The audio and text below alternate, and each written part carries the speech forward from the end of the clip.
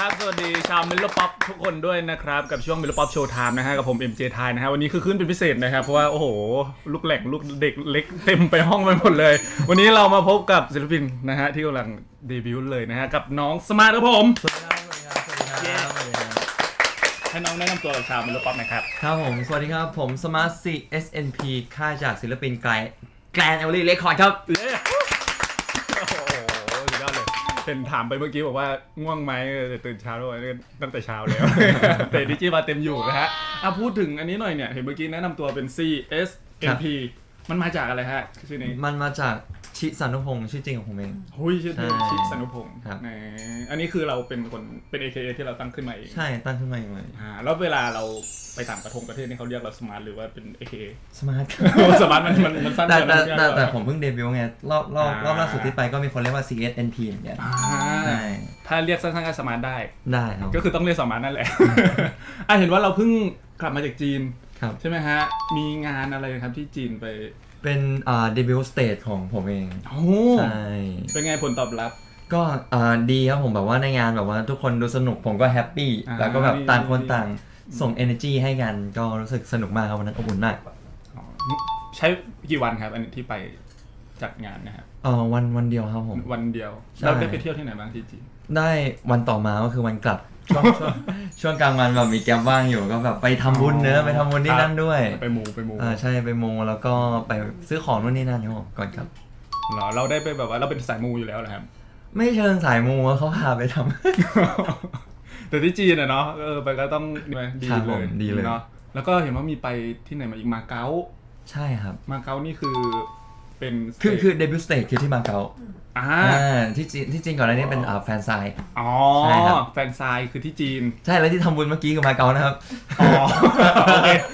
ก็คือไปสองประเทศ2ที่ก็คือที่จีนเนี่ยเป็นแฟนไซน์นี้ก็มีเหมือนกันมีครับต่างกันไหมระหว่างแฟนไซน์กับสเตจเดบิวต์แรกความตื่นเต้นหรือว่าสำหรับผมนะมันต่างแค่ตรงที่เรามีเพอร์ฟอร์มไม่มีเพอร์ฟอร์มเลยใช่ที่เหลือแบบว่าแบบก็ไม่แตกต่างกันมากเท่าไหร่ครับผมเรื่องความตื่นเต้นอย่าทำตื่นเต้นแน่นอนในด้านภาษาสื่อสารภาษาจีนเลยเราเป็นคนพูดจีนได้อยู่แล้วนิดหน่อยแล้วกันอย่าพูดได้เลยครับฝึกไปฝึกไปแล้วได้ไปเที่ยวมาเก๊าเนี่ยได้ไปเที่ยวไหมหรือว่าไปที่จีนเนี่ยเราไม่ได้ไปเที่ยวเราไปไหว้พระใช่มาเก๊าไปไหว้พระแล้ว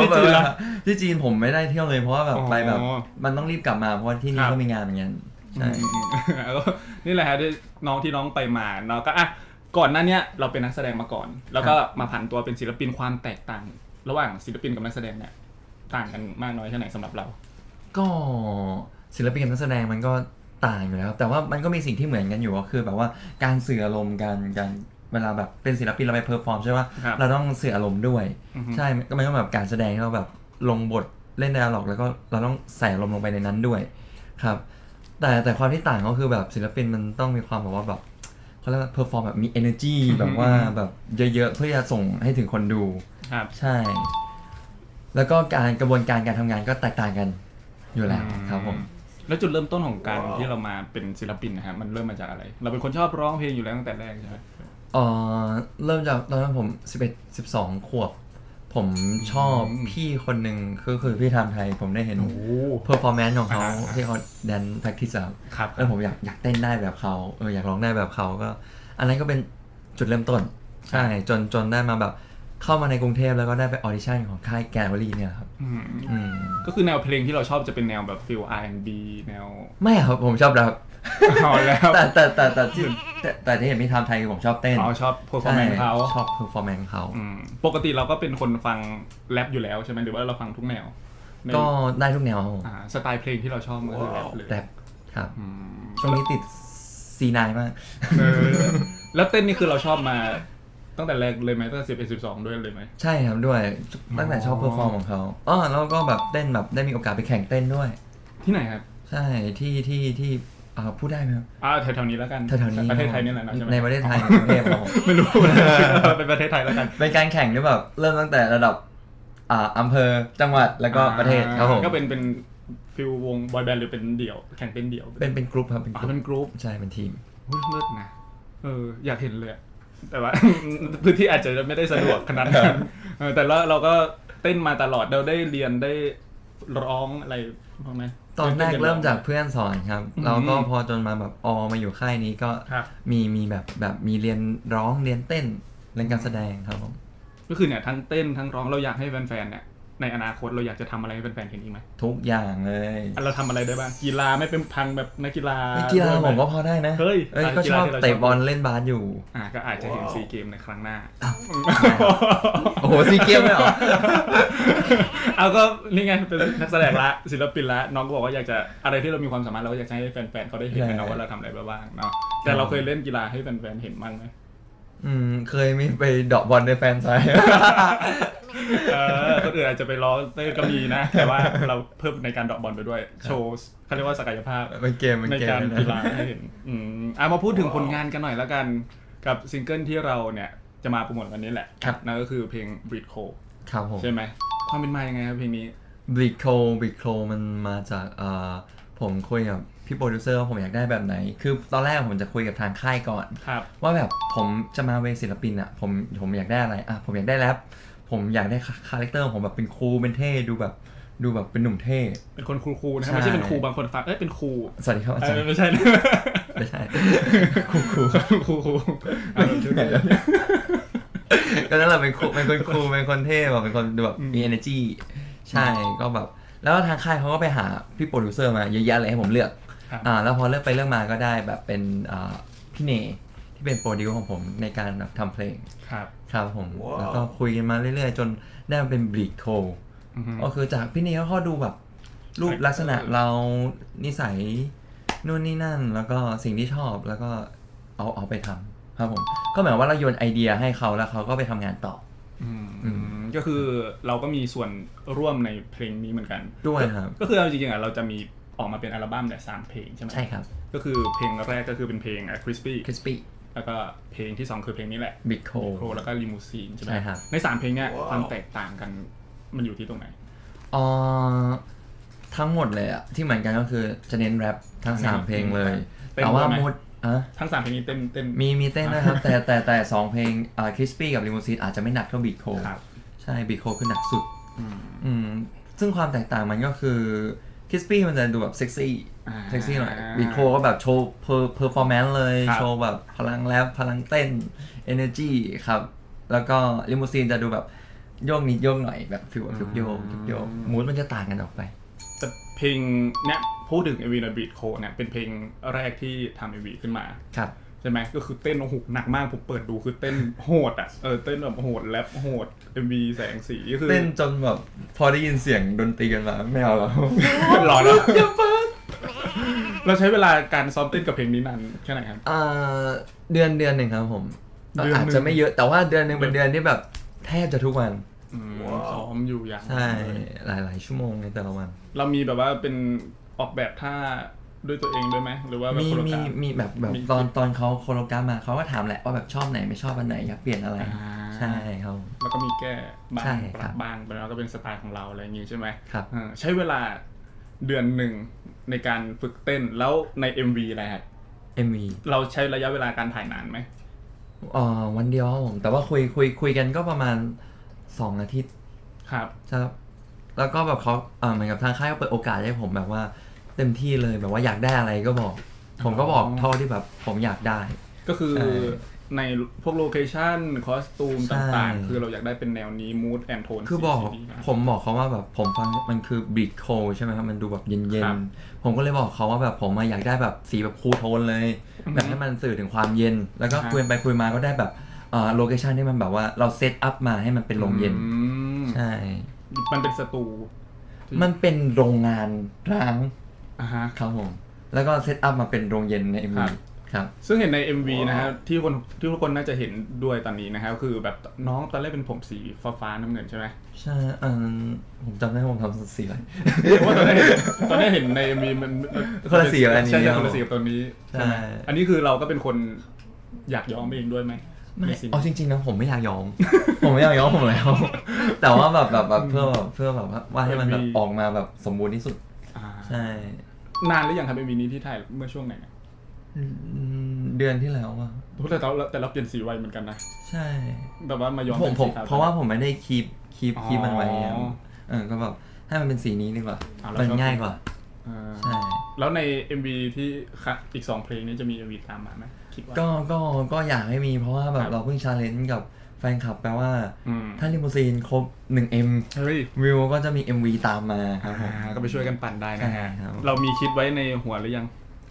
มีครับผมคือไม่รู้จะถึงหรือเปล่าแต่ก็คุยกันไว้ก่อน ถึงแน่นอน ครับผม ขอให้ถึง ขวาซ้ายก่อนได้ครับ ก็ไปปั่นวิวได้นะครับเพลง ครับ ลิมูซีนอาจจะวนกลับมาพูดถึงบรีดโคหน่อย ในเนื้อเพลงเนี่ย เราสื่อถึงอะไรในเพลงนี้ บลิดโครสื่อว่าแบบเหมือนโชว์ว่าเราเป็น The Boss เลยแบบว่าแบบโชว์ความแข็งแกร่งความสตรองของเรา ครับ ใช่แบบว่าเราอยู่เหนือกว่านาย อืม ใช่อย่ามามันจะมีท่อนหนึ่งที่แบบเป็นได้แค่เสี้ยนแต่อยู่ในเขี้ยวผมว่าเดะ อืม ฟิลนั้น เฮ้ยอันนี้คือเป็นท่อนที่เราชอบที่สุดไหมเรามีท่อนที่ชอบที่สุดไหม ท่อนที่ชอบที่สุดคือแรปรัวๆครับผม อ๋อสักนิดนึงได้ไหมแต่ว่าเอาที่แค่ท่อนที่ชอบก็ได้ ถ้าได้มันก็เปลี่ยวเดินคนเดียวเก็บตัวก็เปลี่ยวโดนแล้วคนเดียวลงปากเบี้ยวมันทำตัวเสียวไม่มีตั้งเที่ยวแล้วใครจะเหลียวมันได้แค่เสี้ยนแต่อยู่ในเขี้ยวผมไม่ได้ เอ้ย ใช่ครับผม เป็นไงแล้วอีกนิดนึงคืออยากจะให้ร้องท่อนฮุกให้ฟังด้วยได้ไหม ใช่ไหมครับ หรือเราอยากจะร้อง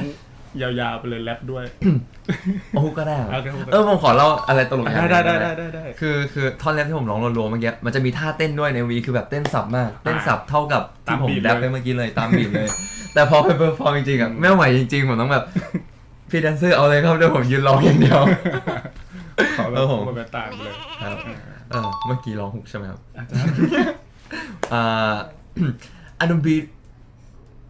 red eye vehicle drip too clean eyes too cold when I make my kiss I break the code you so weak want me take a drone I don't beat red eye vehicle เหมือนจะยังไม่เข็ดไม่รู้จักโตยืนอยู่บนสเตจยังอยู่ในโชว์เงินคุณมีแค่เศษผมมีก้อนโต vehicle ขอบคุณครับ vehicle เย้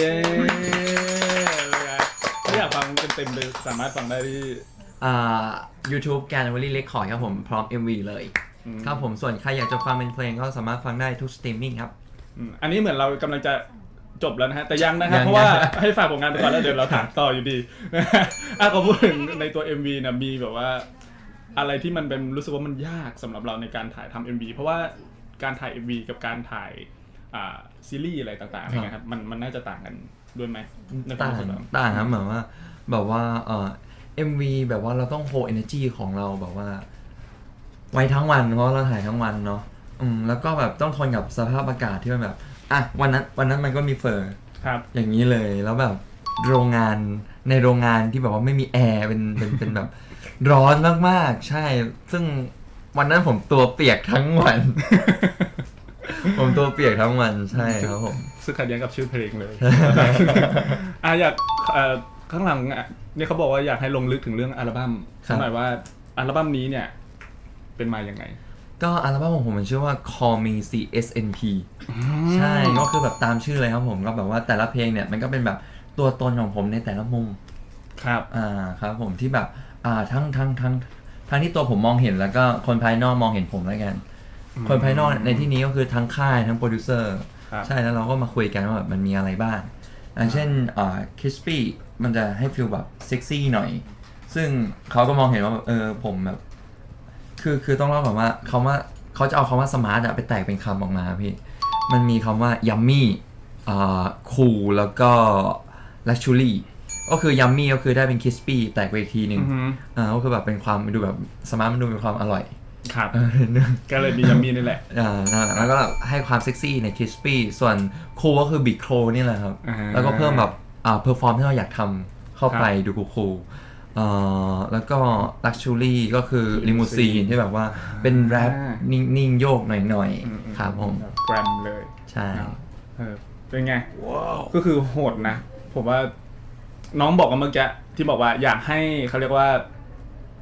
สิ่งที่ตัวเองเห็นใช่ไหมกับอยากให้คนอื่นเห็นเรามีอะไรที่แบบว่าเราเห็นแต่คนอื่นยังไม่เห็นไหม เราเห็นแต่คนอื่นยังไม่เห็นแล้ว หมายถึงว่าในตัวตนของเรานี่แหละคือสิ่งที่เราเป็นสิ่งที่เราเห็นแต่คนอื่นยังไม่ได้รู้อะไรเงี้ย ก็อาจจะเป็นด้านแบบ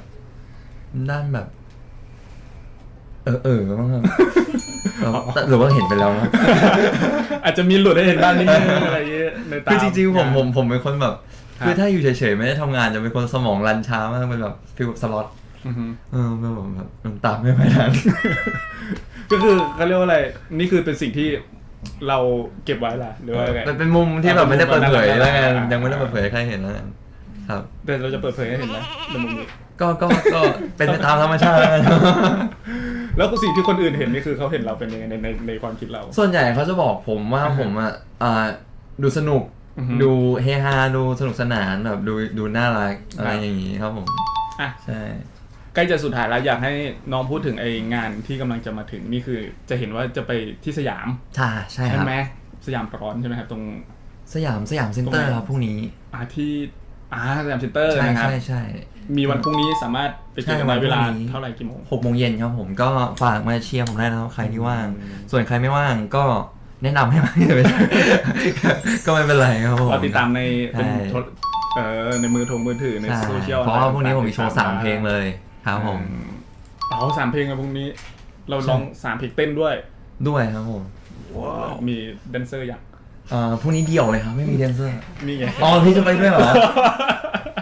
ได้นะไปยืนโยกกัน แต่ 2 คน แต่เป็นยูเซเตอร์ร้อนนะพี่น่าจะน่าจะไหว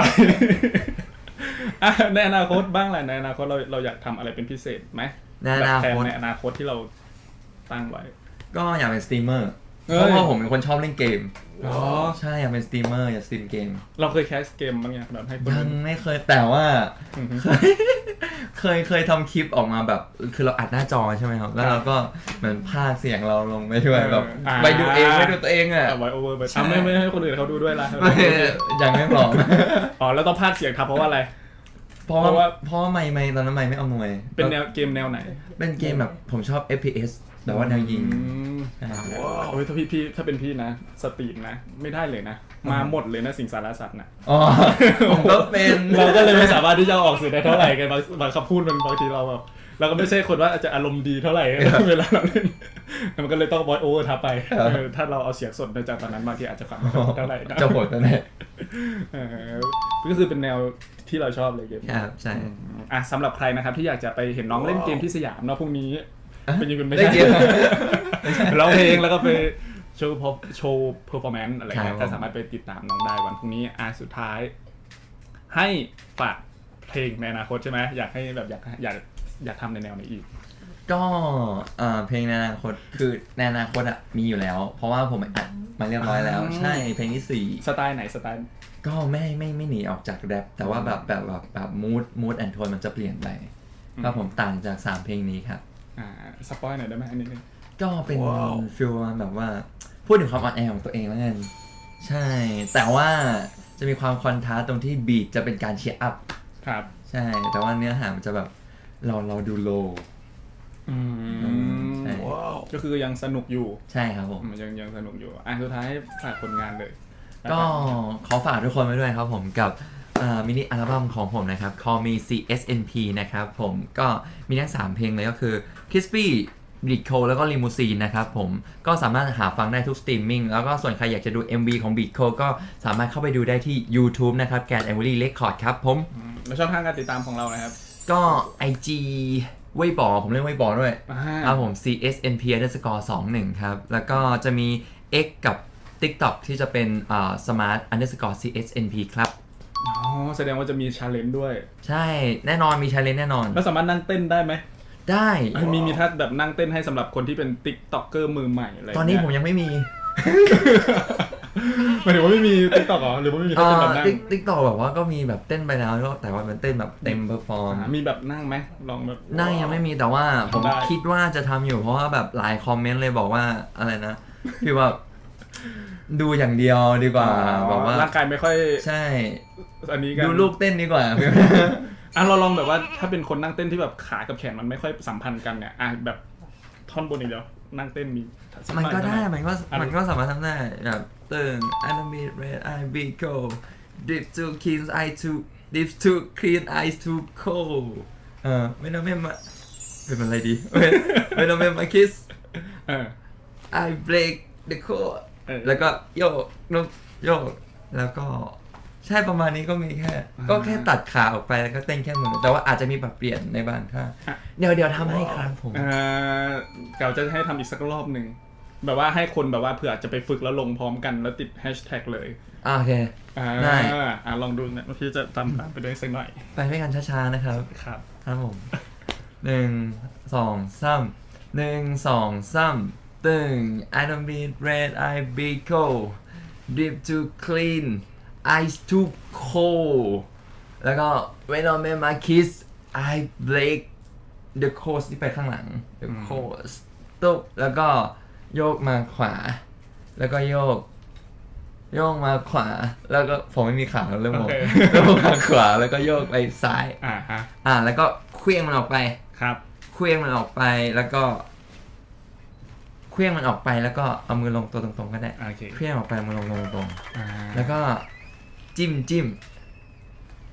ตบแล้วก็ยกไหล่ขวาแล้วก็ยกไหล่ซ้ายครับเอาจริงๆนะลืมมันจะบีดโคแล้วพี่เล็กเลยแล้วก็แบบแต่ถ้าอยากเห็นอยากดูเดี๋ยวน้องจะทำให้ดูเป็นการคลิปสอนเต้นหรือว่าอะไรต่างๆก็สามารถไปติดตามได้ทุกโซเชียลของน้องแล้วกันวันนี้สนุกมากๆยังไงก็ต้องขอบคุณน้องสมาร์ทมากๆนะครับผมขอบคุณมากๆนะครับยังไงก็ฝากด้วยนะครับผมเข้าเพลงตัวเองหน่อยไหมส่งเข้าเพลงแบบว่าเป็นดีเจหน่อยก็ดีเจอยากจะสำหรับใครที่อยากจะสำหรับใครที่ low energy และอยากได้รับ energy นะครับผมก็สามารถมาฟังได้นะครับกับ Bleed Cold นะครับผม I don't be red I bleed cold